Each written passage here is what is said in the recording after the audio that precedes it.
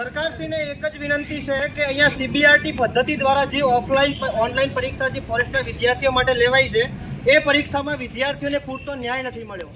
આજે અમે લાખણી તાલુકામાં મામલતદાર સાહેબને આવેદન પણ આપ્યું છે અને રિક્વેસ્ટ પણ કરી છે કે સરકારશ્રીને આપ જણાવો કે અહીં આટલા બધા વિદ્યાર્થીઓની વેદના સરકાર નથી સમજી રહી। રાત દિવસ એક કરીને વિદ્યાર્થીઓ અહીંયા મહેનત કરી રહ્યા છે અને સરકાર એમની મહેનતની પાછળ પાણી ફેરવી રહી છે। ઓકે, અને બીજી વાત તો કે સરકાર ઓનલાઈન પરીક્ષા નથી લેતી અને વિદ્યાર્થીઓને ન્યાય નથી મળતો।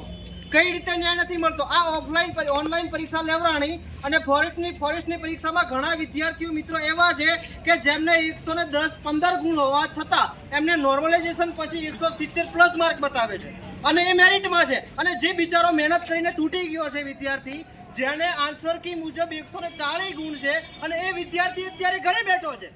મતલબ કે સરકારે હજુ કોઈ પણ